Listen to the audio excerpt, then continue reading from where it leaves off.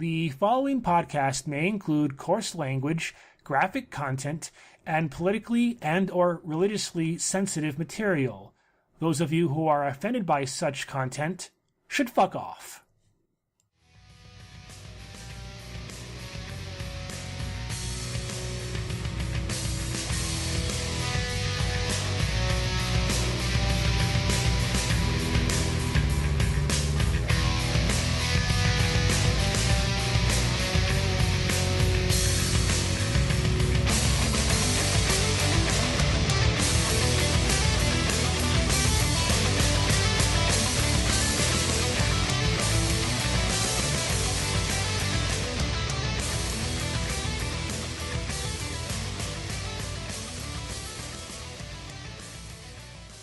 Hey, Tyler, there was supposed to be something we were doing, isn't there?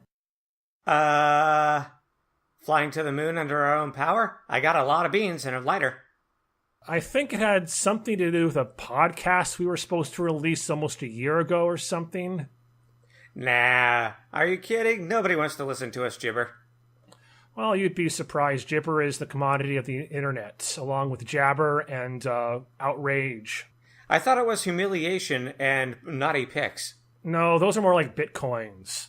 Oh, so there's like the currency of the internet. I think we kind of turned ourselves back here. Anyways, hello, welcome to the Unnamed Daemoneye podcast. The podcast where we talk about tabletop and electronic games, science, technology, geek culture, and the 37 different reasons Belgian waffles are illegal on other planets. Okay. I think I finally found a zinger which weirded Tyler out, so that should warrant some sort of recognition. Nope, I'm just waiting for my turn on the intro. I got a good one. Okay. Anyway, so I'm Tristan Eifler. I'm a bag of animated penises in a human suit. No, this is J. Tyler Burrell, the creative, use that term loosely, side of Daemoneye Publishing, and I'm the business side. I use that term also very loosely. He lies, people. He lies. In any case, we're trying to get this show back on the road, metaphorically speaking, with a little more organization, a little more format. So we'll start this podcast by going over what we've been doing over the last couple of weeks and or months. Tyler, what have you been up to in the long, unannounced hiatus? Oh, moving, failing at relationships, trying to get a new relationship started, and trying to actually get back to school, which has been a whole huge barrel of monkeys. Basically, life has been running over me like a speed bump. A little bit the same for me, although mine hasn't been nearly as hectic. It's more of an anxiety thing. Just dealing with crap at home, dealing with crap at work, mostly crap at work. Creative slump. I'm sure my many followers who read my silly novellas attested this. Well, just be sure to flush that crap. It sounds like a lot of it. Big-ass bowl filler. Yeah, well, right now I'm just trying to get back on track, get back to writing, get back to my routine, get back to doing stuff, getting back to Daemoneye Publishing. Hey, step one is what we're doing right now, I guess, so that's a step forward. But aside from our own drab personal lives, what about you? What have you been working on as far as writing game-wise, if anything? It's fine if it's nothing. I've been doing some work, but not as much as I would like, on finishing up Dragonfire, a few edits for the fall release of the new version of the Dead Stars rulebook, working on some of our Edition Pi stuff, mostly using an in-house conversion of the old Dark Sun setting to test for all the rules testing. Obviously we can't actually release the conversion since there's no way in hell we can get the license for it. And for those of you who do not know, Dragonfire is the fantasy and / punk fantasy expansion book for Universal Decay. Tattooed powered dwarves, gnomes with Tommy guns, that kind of thing. If you want. I mean, you can always have a drab, vaguely Tolkien-esque fantasy world, serial number 3X7-924, but, options are, and it's the currency of life. Well, the entire philosophy behind the Universal Decay rule system is options. Well, as far as my own work goes, not much. Again, I've released those. My readers probably know I've been working on more of the another little series for the Lycanthrope Club. Another little set of vignettes, a little different this time, a little more horror based. And I'm trying to get a little work done on the third novel. Progress has been glacial. I'm just trying to get my mojo / muse / caffeine dependency going again. It's slow going, but I'm hoping to have some more stuff released and get back to an update, at least one update every 2 weeks. Right now it's more like one update every month or so. And I know, thank you for being patient with me. If you're listening to this and you read my stuff, we're trying to get back to it. Well, one thing we should do is actually discuss the topic of today's show and the new format that we're trying out. Actually, on that note, we kind of went over what we've been doing in our lives. Now I want to go, the second thing is we want to go over gaming news and stuff that's been going on. So, anything recently that's noteworthy in gaming news, be it electronic or otherwise, or just cool stuff in general?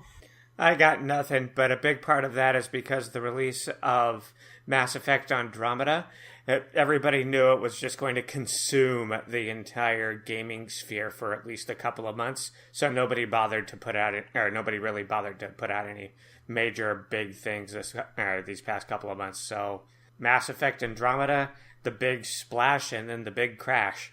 Yeah, I mean, I haven't played it myself, so this is purely one opinion or opinions being projected onto mine. I heard it was kind of to crap. Yeah, you heard right. All right, well, actually there have been a couple of interesting releases very recently, one which I was watching. I should have brought it, but I don't buy a lot of games these days unless it really interests me. A little game called Little Nightmares. Kind of think Little Big Planet, only with more cannibalism and little girls trapped in horrible locations. Sounds fun. Yeah, it's ridiculously short though. I won't spoil but it has atmosphere and it's good. I think it's worth checking out or playing. Beyond that, can't think of anything. Anything come to mind while I was blathering, Tyler? Not a thing. All right, games we've been playing recently. I was recently getting back to Sunless Sea, playing it over again, mostly for lack of anything else to play, and the fact that it's a good game to play while you're doing something else, because it's so fucking slow. I recently tried the MMO Entropia, I think is the name of it, but honestly, I didn't get past the intro area, not because it wasn't. Okay, the game has an awesome premise and then just completely, at least in the intro area, bombs the implementation. It was like playing World of Warcraft, only more linearly. Ooh. With a pseudo sci-fi element that you don't get to actually use anything in. It was just bad. Really badly implemented. It's one of those prime examples of an awesome concept that was ruined by the actual application.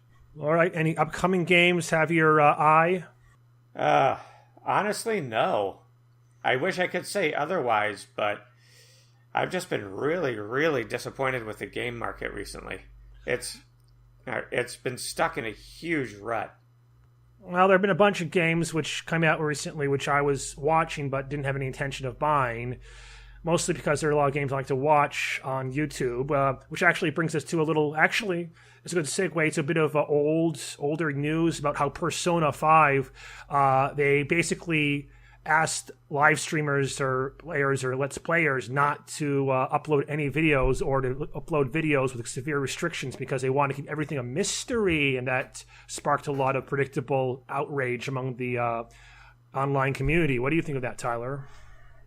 I think it was a attempt at I think it was probably an attempt at a publicity stunt that bombed. Possibly. I thought that too, but remember, this was apparently a request made by the parent company in Japan, and it's a different gaming culture there. Apparently there's, maybe I heard this from another source, maybe I'm wrong, maybe you can correct me.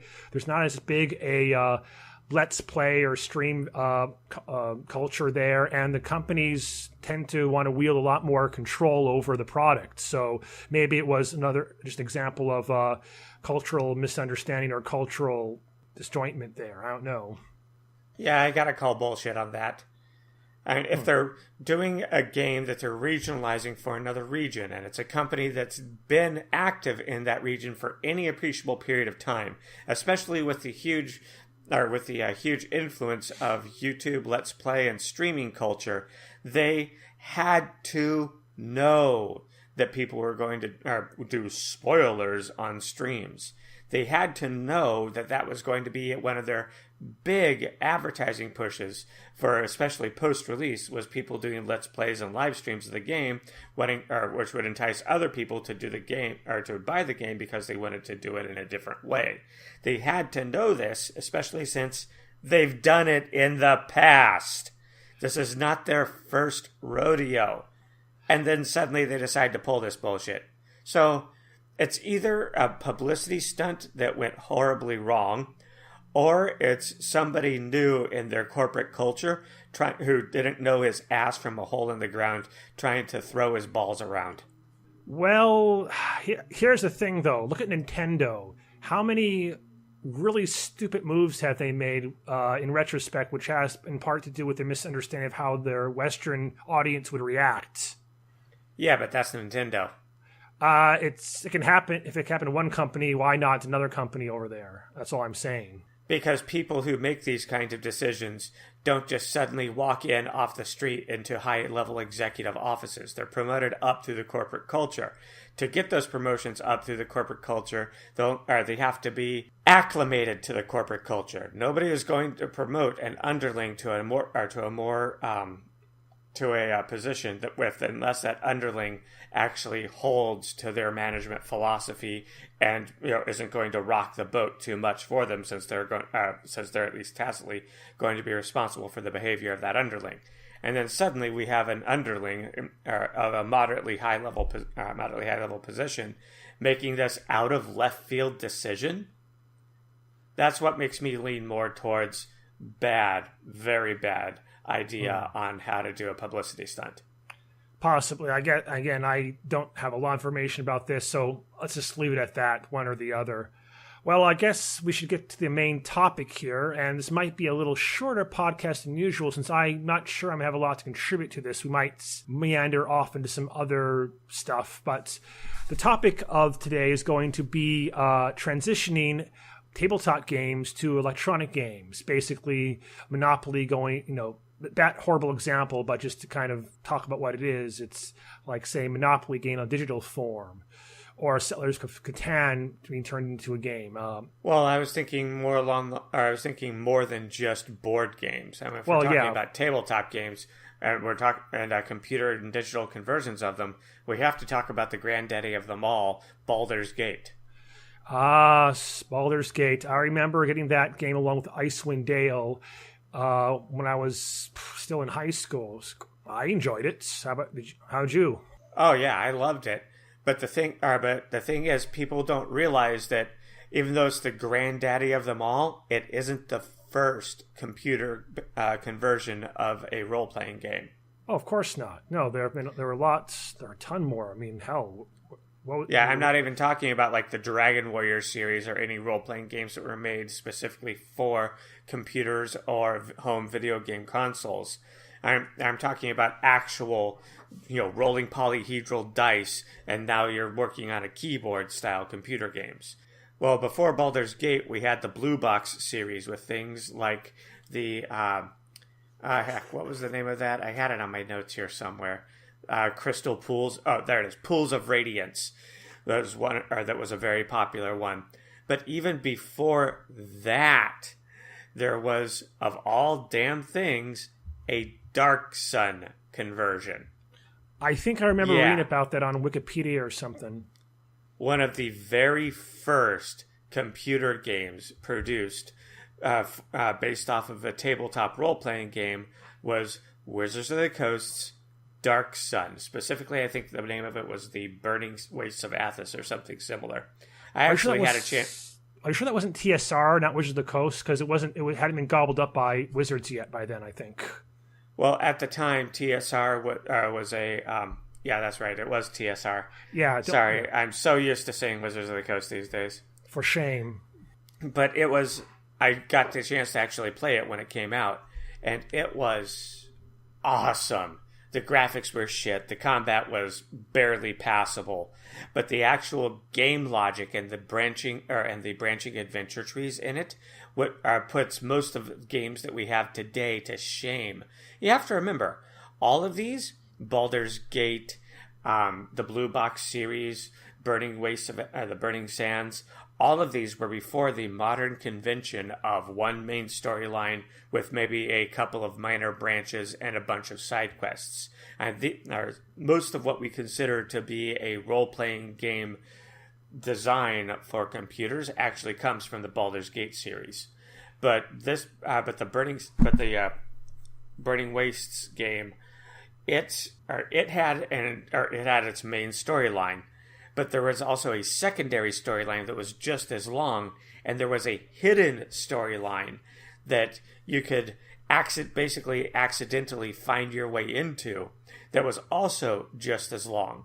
And they all used the same characters, the same adventure plots and ideas. It's just that when you would go into the adventure zone, what your goal what your goals were going to be could be completely different. You could be trying to liberate the city, or you could be working for the Sorcerer King as agents to hunt down all of the assets of the Veiled Alliance in order to maintain his rule over the city. Well, what did anything distinguish these blue box games from, or say, just a text adventure? Because those are older than dirt text adventure games. Well, the Burning Waste games actually had conversation trees. The blue box games were, but when you were in the conversation trees, most of the time the video was frozen, or you just had a splash screen. The blue box games, such as Pools of Radiance, also had conversation trees, but it was the first time where you would have, during the conversation tree, you would have the image of what you're looking at change depending upon what you actually answered. People who are familiar with the Mass Effect series know what I'm talking about. How if you ask a question that would get somebody's goat, the character you're looking at would look all pissy. Well, that convention started in the Blue Box series.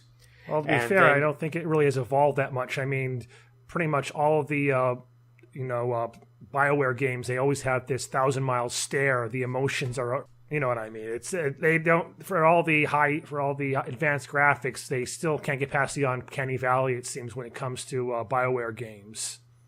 Especially when it comes to freaking Andromeda. Holy hell in a handbasket, Batman. It's like all of the worst parts, including the bugs from the previous 3 games, the game. I mean, even Skyrim managed to look a little better, and I think Bethesda is famous for their 1,000-mile stare. I mean, they got beat by Bethesda when it comes to character emotional response. Yeah, at least they don't have characters turning themselves into pretzelized abominations during a conversation. Yeah. Well, anyway, that's a digression. So getting back to the old school TSR adaptations, yeah, I never played those, or I knew of them, but I never played them. I started with Baldur's Gate, but I did hear good things. I mean, hell, that's why Pool of Radiance was remade into a isometric game. I did play that when I was at Gen Con a while back. It was okay, I guess. Well, you have to remember, it's classic.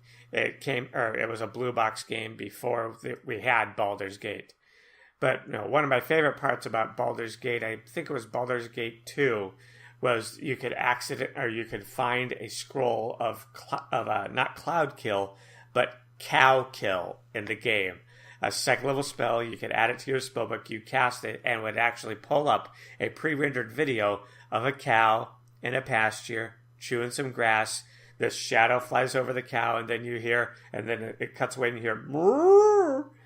And then you see this image of a dragon flying through the mountains carrying a cow in its claws, and then it cuts back to the battle that you're having, and you see a shadow just fall on your target as this cow comes down, hits him, explodes in a spray of guts and goo, and deals damage. And it was just really, really funny. I missed that particular Easter egg. Yeah. It was a great inside joke. Well, he did have some sort of cinematic. It's cinematic attacks for another one of the follow-ups to Baldur's Gate, which was Planescape Torment, which, again, apropos, has recently come out as a remastered edition. I personally think it's one of the best role-playing games ever made. I mean, some reviewers were recently complaining about how it was a wall of text, and how the comment was very horrible. But I actually enjoyed both aspects of that. Maybe rose-tinted glasses and so forth. But I loved it. I mean, some of the magic spells, they actually got JRPG with it. I mean, they would actually have cut to cinematic videos when you cast them. I remember, like Celestial Host. It was a ninth level. For the first time, I felt like I was casting a fucking ninth level spell instead of just big ray of lightning hits and does a 10-ton damage. This one, it took like a minute to cast the spell because of all this stuff going on. First, it would summon a freaking angel to blast it with the mace. Then another angel would arise from heaven's gates and fire a sonic bow at them. Then the phoenix egg would hatch, would blast with fire. Then a fucking gold dragon would rain down holy fire on your enemy. I mean, that was a ninth level spell right there. Yeah, I heard a lot of people enjoyed that game a lot. And from what I've heard about it mechanically, it actually seems like it would be a blast. Although, as you mentioned, the wall of text would be something to get to a fairly sizable hurdle to get over. It's just that the setting, the Planescape setting, never really appealed to me. It was always it always came across as too many chefs in the kitchen. It's my personal old school TSR setting. Yours is Dark Sun. There you go. So in any case, so we have the Baldur's Gate that comes with Icewind Dale. We didn't talk about Icewind Dale. That was more combat oriented, very much so. I think you love playing that game particularly. Oh yeah, I loved Icewind Dale. I still have my box for Icewind Dale 2 and the expansion Heart of Winter. Oh yeah, I played that too. Yeah. Yeah, that game was a massive blast to play. One of my favorite things to do in that game was actually to roll in with a squad or whatever of just my one character, just not doing an entire party, but just do one person and get the entire party's XP. So by the time I leave the intro area, I'm level 5 instead of level 2. And just rampage through the game, casting 9th level spells or when I'm fighting level 10 opponents, and basically I need another character. Summon monster. Yeah. All right. So that was it was a bit of a landmark game. And it was also, now let's talk about more of the transition. It transitioned pretty well. I mean, for the old D&D second ed, the rules were pretty easy to run on a computer, and they did manage to translate it fairly well to the PC. Oh no, I'd say it translated very well to the PC. I'm just worried that it translated very well to the PC. The way it did so was by being almost completely linear. I mean, it was, once you've played through it once, you really didn't have any need to play through it again. The first Baldur's Gate did have a lot of side stuff and a lot of optional stuff you could explore afterwards, I think. So there was... Well, yeah, that was Baldur's Gate. I thought we were talking about Icewind Dale. Oh, no. Oh, Icewind Dale. Yeah, absolutely. That was linear with a capital L. No question there. So we have this kind of trilogy, this initial series, Baldur's Gate, Icewind Dale, Planescape Torment, and of course there are all the sequels, apart from there's no Planescape Torment 2. So where did we go from there? More landmark games. See. Yeah. Oh, more. I just forgot. Yes. There's actually one even older than Baldur's Gate that's worth mentioning, which is was actually quite good, if not a perfect adaptation of the system. Shadowrun on SNES. Oh yeah, that there was also Shadowrun on the Sega. It was licensed to both platforms, but they were completely different games. I mean, wildly different. Shadowrun on the SNES was a lot more of a Dragon Warrior style of a game, whereas or better yet, not Dragon Warrior, Zelda. It was essentially a reskin of the original Zelda, whereas. I would disagree with you on that one. I mean, there were party members for one thing. There was more in-depth character creation, more options, and more. There were actually.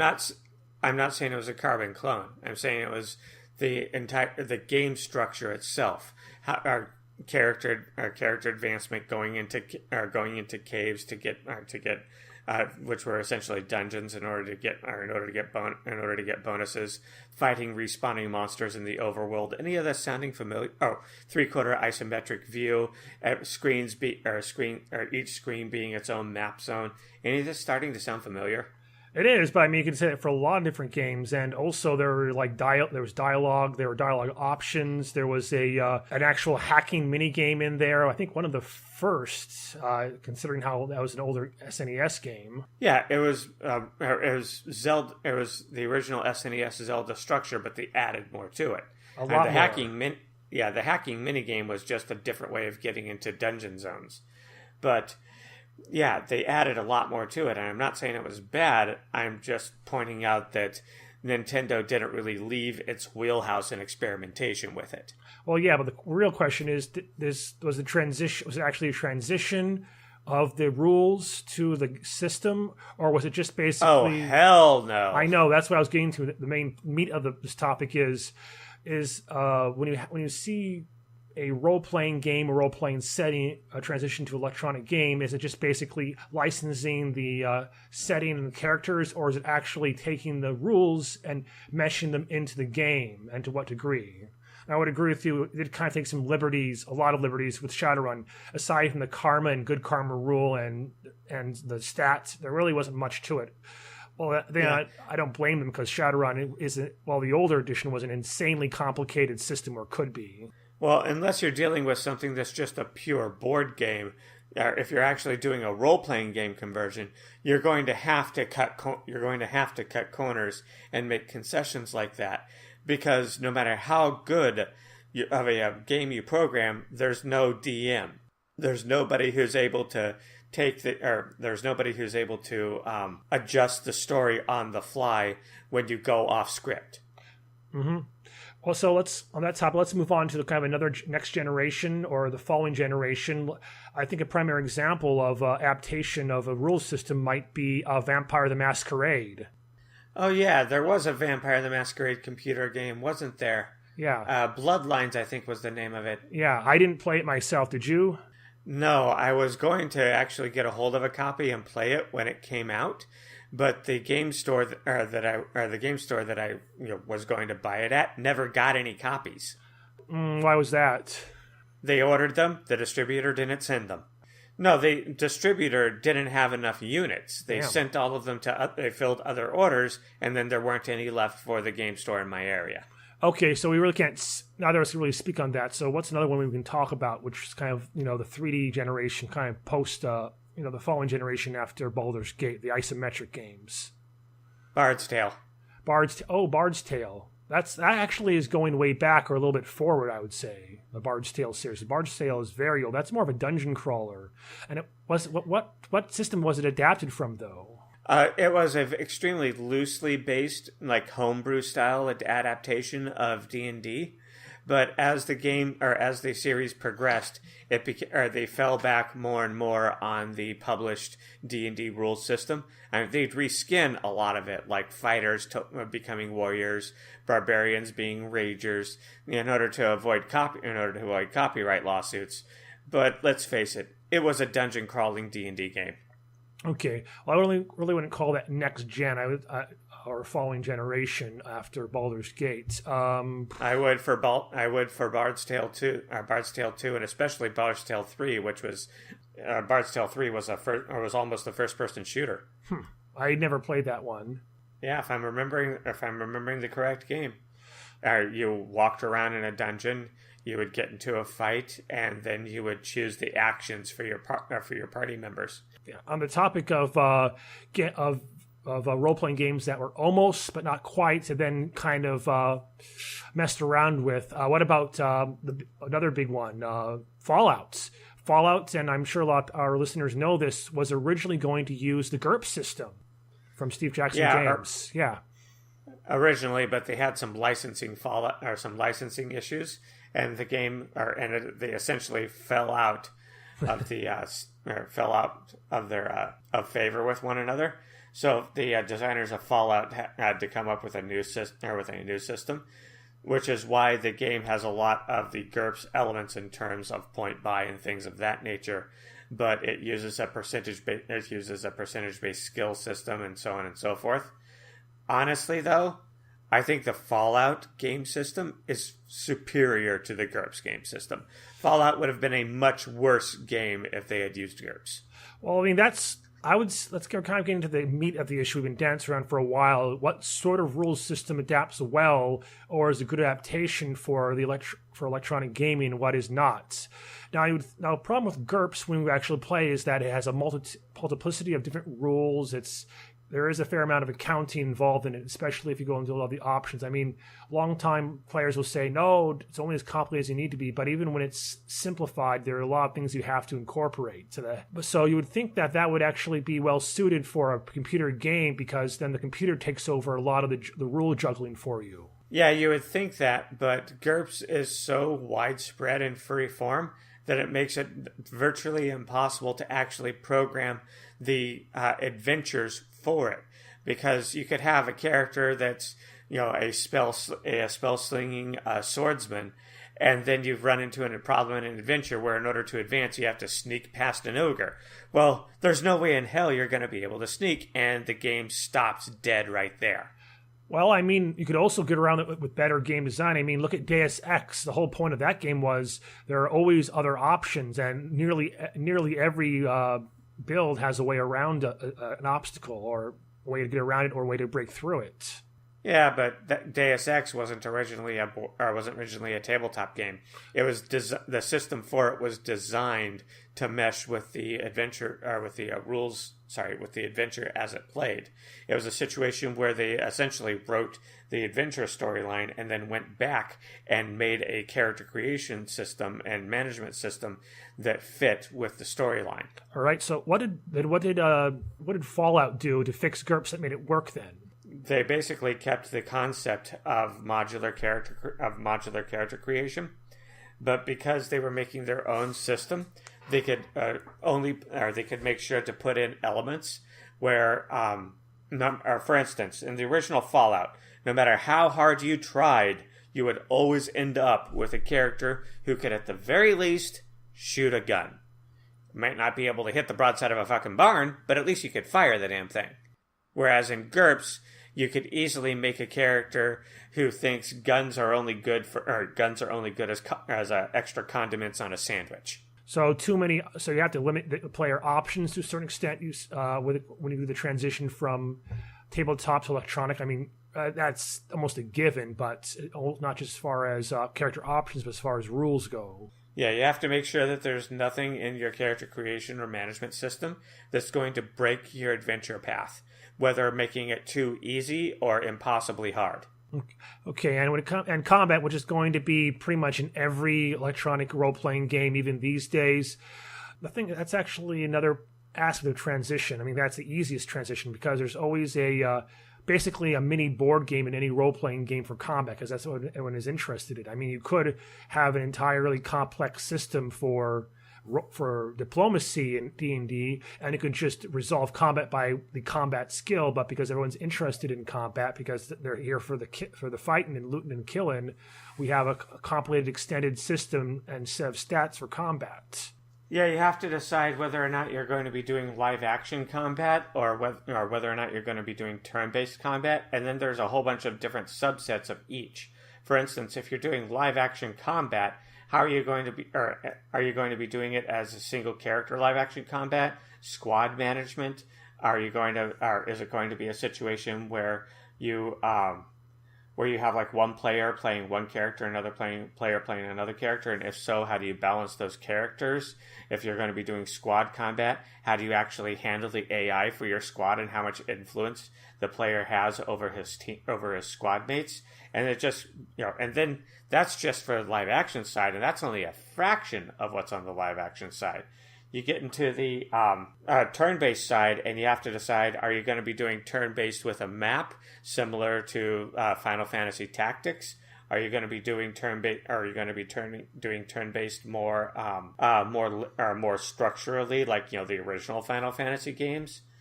It keeps going on and on from there. When you're doing a combat system, how far down the rabbit hole and which rabbit hole are you going to go down is always the biggest question. Well, I mean, it's more like, remember, this is about adapting a role-playing game, tabletop one. For example, if there's a speed stats for combat, if you're doing live action, I mean, if you go faster in combat, that's advantage. But is it the same advantage it would be in a tabletop? Like maybe going very fast in live action, just it's a little trickier to, isn't as much of an advantage because you're thinking in the board game, in the tabletop game, you can carefully maneuver your character, and speed is a big advantage. But in live action, you can't pause the game to maneuver precisely, and speed isn't a great advantage. Another example, I think, is a really even more telling one, is infravision in the Baldur's Gate. In the original Baldur's Gate, infravision was an ability and a spell you would cast to give your character infravision, but all it did was light up in the darkness, is to light up all the icons in red. It didn't make it any harder, really, or easier for the player to see them. It was basically a useless advantage in the game, in the electronic game. But in the actual game, D&D, it was a big advantage. No, I get you. Even in Icewind Dale, they have that problem where essentially all characters have some form of infravision because you never need a light source no matter where you are. Yeah. Because you have to kind of look at the system, the rules, and say, is it the same advantages at scale in whatever you're doing? And if it doesn't, do you change the whole system, so it does better reflects it, or do you rework it so you still have some aspects of the original role-playing game in it, the tabletop, but it actually works for whatever electronic system you're doing? A big problem is that a tabletop game is often balanced all elements against one another.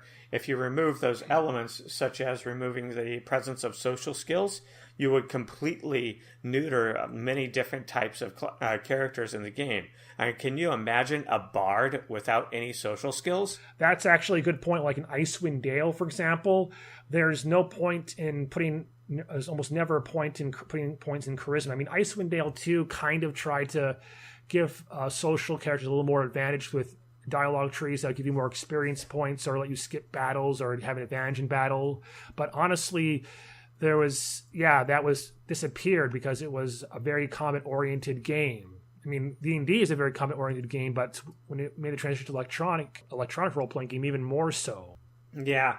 Speaking of D&D and electronic games, that should really bring us to Dungeons and Dragons Online and Neverwinter. Talk about two sides of the adaptation coin. Yeah, I mean, Neverwinter, I played that. It was decent, but it wasn't the same revelation that Baldur's Gate was. It was just basically, okay, it's 3rd edition, fine. Okay, it's isometric and a solo game. You can also play online, make your own adventures. But, I mean, that was supposed to be the huge thing. You could have a DM run games on Neverwinter Nights and design his own campaigns. I tried to get into that, but I just couldn't, honestly. Wrong, Neverwinter.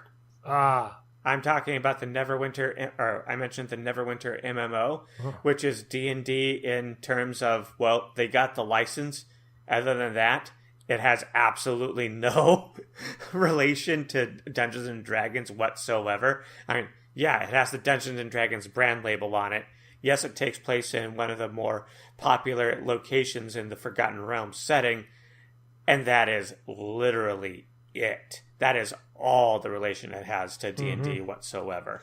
The game system is completely different. The combat system is completely different. I mean, honestly, if it didn't have the D&D brand, it would have failed a long time ago. Sounds like a certain edition of D&D too. Well, it has no relation to any edition of D&D. I was making a jab at 4th and 5th edition, Tyler. Oh, never mind. Well, getting back to the original Neverwinter Nights, what'd you think of that before it went MMORPG on us? I liked the original one, particularly all of the versatility that you had in character creation, but how the adventure path was written to take into account that versatility.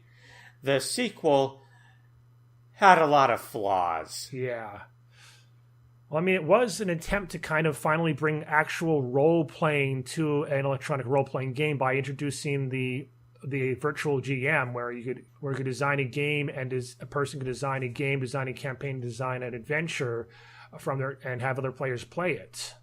Yeah, but it never actually, got used because the flaws in the game system were so prevalent that people couldn't really write for it. Mm-hmm. You would try to make an adventure, and you would have you would make a map for it, and you could have a map that was just a flat plane with a bunch of ogres on it, and there would be locations on the map that you dared not walk for fear of falling through it, even though it was supposed to be solid ground. So they did try to incorporate as much as they could for the third edition rules, and those transitioned fairly well, I think, for the most part. But it was more of a problem of implementation rather than rule system or rule clashes. Yeah, it was a major problem with implementation. It was, it was one of those things where they rushed and hurried and pushed it out the door as fast as possible. It had a fraction of the features that it was advertised to have during the hype run up to the game. And then when it actually came out, most of the features that it had were so bug riddled to make the game virtually unplayable. I only know of everybody I know who bought the game. I only know one person who even managed to finish it, and he had to use a lot of hacks and cheat codes to get through sections where it's like you had to use the red key to open up the red door. So you'd get the red key, and you'd go to open up the red door, and the red door would vanish into a black plane because the image code to actually put on the image for the open door that you would then click on in order to continue to the next level of the dungeon. The image code for it was like 1 hexadecimal value off from the actual image code in the call function. So it wouldn't be able to call the correct door, and since it couldn't call the direct door image, you would never be able to click on the correct door image to continue. I must have gotten a patch version. I did manage to finish the adventure, the campaign that came with the game for Neverwinter Nights, the original one. Oh no, you're misunderstanding me. The bugs weren't continuous. It isn't like everybody would have the same bug. For some reason, the installer would scramble address locations for game elements. Oh, I see. Oh, yeah, Doy. I'm sorry. Yeah, so I was one of the lucky ones, I guess. All right, so Neverwinter Nights, that's kind of bringing us closer and closer to the modern era. After 3rd edition, was there really a 4th edition adaptation of D&D? Was it really even necessary? And before we make the joke, I'll go ahead and say it, Gauntlet. Yeah, I wouldn't really call Gauntlet Legacy an adaptation of 4th edition D&D, given that Gauntlet Legacy came out way before 4th edition D&D. Mm-hmm. So really, 4th edition D&D is more of an adaptation of Gauntlet Legacy. Yeah, but it's telling that there really wasn't adaptation of D&D for the 4th edition rules, and not really one for the 5th edition either. I mean, funnily enough, it was more streamlined, more tabletop, more like wargaming type rules too. I mean, yeah, I think you're right in that it is very telling. Well, I mean, I guess not in a good way. I mean, I guess wasn't there like another Neverwinter Nights that used 4th edition rules, or some other game that virtually no one noticed that came out? Probably, but one of the problems with something like that is I can't remember what it was. Oh, I think D&D Online was supposed to use that a little bit, but not very much. Yeah, Dungeons and Dragons Online is mostly a mutant version of 3.5. So, getting back to it, why was it just simply due to lack of popularity that D&D 4th and 5th edition didn't receive the electronic upgrade? Yeah, I think it is a large part of that. When the games came out, I know game stores that still have some of their original purchase order of 4th edition books on the shelf. Yeah, our local comic books / game store has a couple of those. Yeah, absolutely. Yeah, I know the one you're speaking of because I used to live in the same town. That was one of the ones I was speaking of. Okay. Yeah. Anyway, so now there really haven't been any. There aren't any real plans, adaptations of new systems now I think about it. I mean, no upcoming games really borrow a lot from D&D or any other role-playing systems. I think a lot of it is that a lot of developers are just trying to make their own franchise, then I think the popularity of adapting existing tabletop role-playing games or even board games is kind of dropping. Which is really sad because it isn't like that there's been no interest. There was a big push a while back for a World of Darkness MMO that would use randomized city maps, and they got pretty far in it, and then it just, for some reason or other, changed developer hands a couple of times with lead developers, and then it just petered out, died, and they fairly recently mothballed it and said that they weren't going to be doing any more work on it, which was really very disappointing because I haven't played any of the White Wolf games in a decade easily, and that MMO was actually attracting me back into the setting. I was wanting to get into and play it. You would think they would also at least recognize the value of nostalgia alone. I mean, that's powered more games through Kickstarter than I can imagine. And let's see. I mean, well, actually, there is one game, although I don't think they'll be using Chaosium systems. There is another Call of Cthulhu game coming out, but I don't think it'll be, again, I don't think this is an actual adaptation from the Call of Cthulhu role-playing game. I mean, hell, Dark Corners of the Earth wasn't that either. It was just kind of a Bethesda action RPG with more emphasis on action than anything else. Yeah, there's just no adaptation projects going on that really have any sort of interest. Yeah, I mean, again, I think because of a lot of the more interesting games, which, for one thing, the combat system, I think game designers just want to make their own these days, and it's a little too difficult to adapt a role-playing game which emphasizes things other than combat into a game, even nowadays when there is kind of more innovation in systems and so forth. Which actually, if I'm remembering the format that we were talking about earlier, should bring us to the what are we working on in this subject category. I think there's one more thing I wanted to go over before we broach that particular topic. Developers, even if they don't want to adapt existing role-playing games or board games into electronic spin-offs, at the very least, I'm not sure if they do this in the industry a lot, but I think there is value in at least initially designing a role-playing game tabletop or a board game tabletop as kind of a prototype for a game system that will become an electronic game.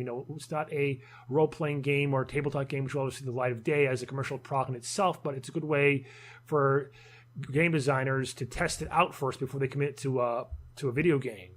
Oh yeah, very much so. You still have to deal with some of the problems with that conversion. You have to make sure that you're not going to screw anything up. Like, for instance, if you have your monsters in the tabletop game acting in a particular way, you're going to have to make sure that the way you have them act can translate into the AI for the computer version. Mm-hmm. And this is basically almost like pre-play testing, because then you can see aspects of the combat system or other parts of the system which will work out. But by then, if you already went through all the trouble of coding it, you wasted all that time. When it doesn't really take that long to write a quick setup of the rules, as opposed to coding it all into the system, and then trying to build all the basically structure and architecture to support that to actually do play testing, see if it balances out. Yeah, a big part of programming a computer game is going to be making sure that your computer game elements are translatable and adaptable. For instance, you don't want to build your entire computer game around one AI script and then find out later on after the game is released and you need to patch it that there's a bug in that script with certain types of computer processors, because now you're going to have to go back and essentially rebuild your entire damn game. But a lot of that comes into making sure that you use object-oriented programming and have a decent project manager, somebody who knows how to make sure that things are forward adaptable instead of just pulling it out of their ass the cheapest and easiest way possible. Okay, I just wanted to mention that before we moved on. So now you're about to say our own little future projects. Yeah, we were going to be doing a adaptation of a Universal Decay system, or not system, but setting that we were running called The Shadows Move. Yeah, essentially it's Ghostbusters with a lot more blood, a lot more blood and a lot more horror. Oh, yeah. Definitely a lot more horror. Yeah, and instead of using proton packs, you use shotguns and stakes and swords, and you really need to wear heavy body Kevlar armor if you're facing off a lot of these critters too. They're not just going to, slime you, unless the slime counts that the slime in question is a highly potent flesh-eating acid. There's also no such thing in the setting as a benevolent supernatural force. Even the ones that you think are benevolent are really essentially just like mafia-style protection rackets. Mm-hmm. Yeah, and we want to try to make this the first Daemoneye publishing electronic game. Maybe it will only be in-house. Maybe it won't work out, but we'll see. We've got to make a push for it. And that's kind of what the two of us are going to try to, a few other people are going to try to collaborate on. And I've had a few ideas for some rules systems, or at least concepts for systems, and we'll see what happens. Yeah, the system that we're using for it is not going to be the Universal Decay system. No. Instead, it's going to be a system that I came up with a little over a decade ago called Veradice, which is a much more simplified, streamlined polyhedral dice-based system, where instead of like having an ability score of 3, you would have an ability score of 1d3. So every time that you would need to make a check that's based on that ability score, you roll a d3, you add it to whatever other dice that you're rolling, and that produces your like total pool of points. You then subtract from that pool of points another pool of points generated by opposition dice. The remainder left over is the effect of whatever you were trying to do. For instance, if you're trying to beat somebody over the head, you roll the damage value of your weapon. You roll your body stat for like how big and beefy you are, and you subtract their body stat because bigger and beefier people can have more mass to absorb a blow. Plus, or you subtract their armor stat because, well, that's the whole point of armor. And the amount left over is the amount of damage that you deal. And when you deal damage to something, what you're actually doing is you're reducing the size of their die value. And when something goes below a D2, it's just gone. That kind of reminds me of the old TSR sci-fi role-playing game Alternity. Never got into that. I did a little bit. It wasn't a bad system, but it was a little unwieldy for a lot of reasons. A confession, I did make an adaptation of Pokemon using the system, and it was scarily good. Mm-hmm. Well, I think that brings us to the hour mark, so this is a good time to wrap things up. Any last thoughts, Tyler? Conquer the world, make everybody eat chocolate. Let's go with that. Okay. This has been the Daemoneye podcast number 10, the Unnamed podcast. I'm Tristan Eifler. I'm an escaped mental patient. That's J. Tyler Burrell. And we will see you next week or next month, probably next month-ish, hopefully, presumably. Please. All right. Pasta and pizza, everybody.